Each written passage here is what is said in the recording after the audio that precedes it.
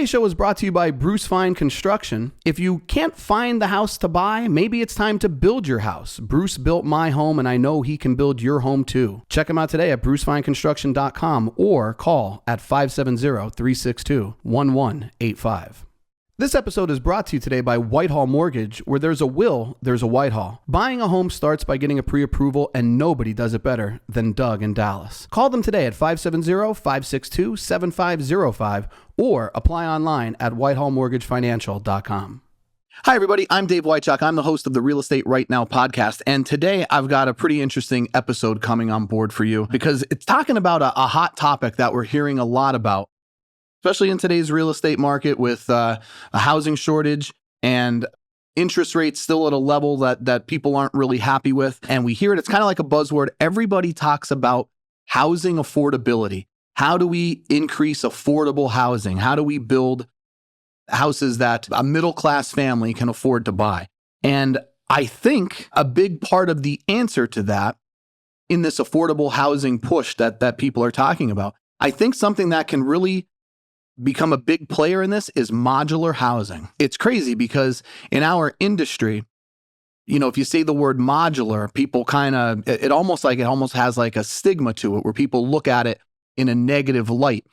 Mainly, a lot of times, I don't think people know the difference between modular and mobile or manufactured, or, they kind of lump them all together. And that's just not true. The big difference between mobile and modular, remember, mobile, it has a car title, right? Like there's wheels underneath that thing. Modular housing, it's still a stick-built house. It's just not built on site.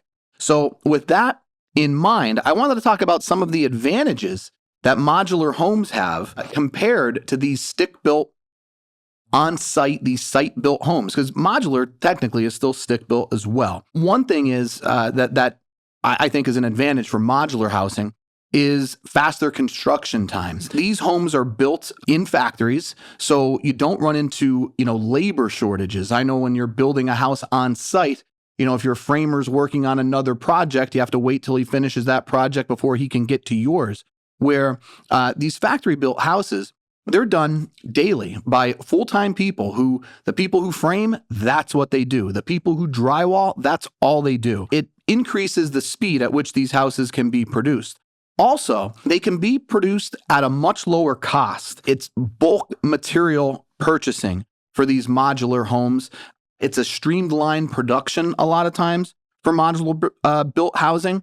And when you can reduce labor and material costs, it makes a big difference in the overall price of the home. One other thing that I think people don't realize, I think with modular housing, you can actually have higher quality control. What I mean by that is, these homes are built in a controlled environment, right? They're in a factory, climate controlled. I remember when we were building our house, you buy wood and it's on the project site, and then you get a rainstorm.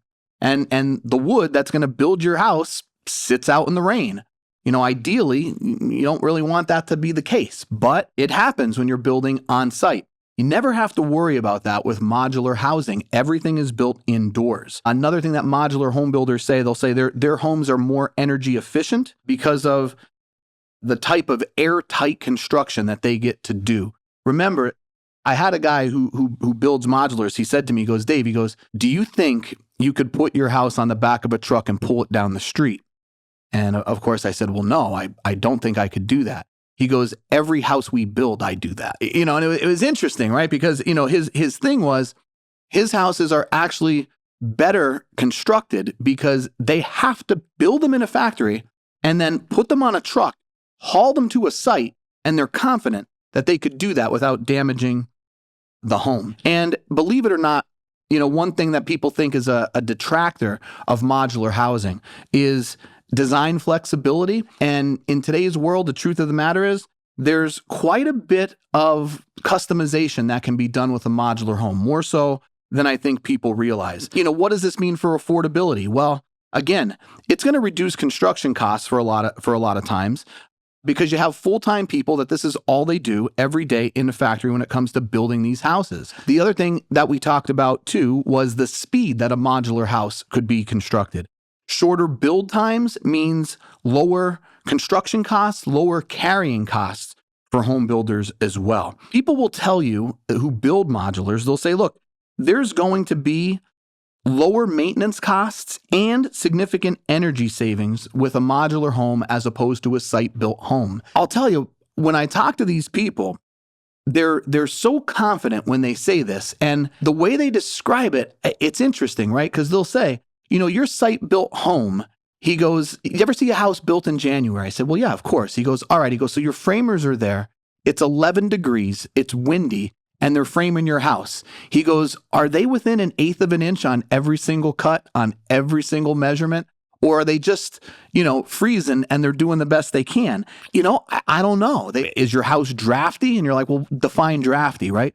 They'll tell you if you stand inside of a modular home because of the way it's built, airtight construction, that you're going to have better energy savings on these houses, which again, that impacts affordability. I think that's something that a lot of people don't consider when building or buying a house. I mean, I think everybody likes these big, beautiful homes, but bigger houses are harder to heat. They're harder to maintain.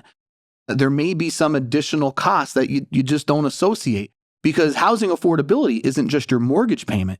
It's your utilities and everything else that has to come into it. I know our house that we built, 5 bedrooms, 5 bathrooms, and my wife has a job as well. And she doesn't want to clean the house after coming home from work, and neither do I. So because we have such a big house, we hired a cleaning person, right? So she comes in and she cleans the house every other week. Well, look, if you look at it, that's part of my cost of home ownership. It's just something that you want to think about. Because of this, because of some of these savings, I think you might find some better financing options as well. Sometimes builders will finance some of these modular homes. It can help with housing affordability. So I know that is a big buzzword in our industry right now, affordable housing. What are the answers to this? Because it is, if it's not a crisis yet, it's certainly on its way to becoming one. And I think if I had to make a bet on something that will change in new house construction over the next 10 years in our industry to adjust to some of these affordability issues, I think you're going to see an increased amount of modular construction. I think it's going to reduce some of the stigma. I think a lot of the stigma is just a better understanding of the product. And I think what you're going to find is that this type of home is going to become more and more appealing, especially to the first-time home buyer. And I guess we'll wait 10 years and we'll see if I was right about this. But that's all for today. We'll talk to you again soon. Thanks for joining us for today's episode, everybody. If you want to hear more content, follow us at Real Estate Right Now Pod on YouTube. Once you're there, don't forget to subscribe and leave a review. And if you want to follow me directly, check me out. It's Dave Wychock at Facebook, LinkedIn, TikTok, Instagram, all the socials that you're already using.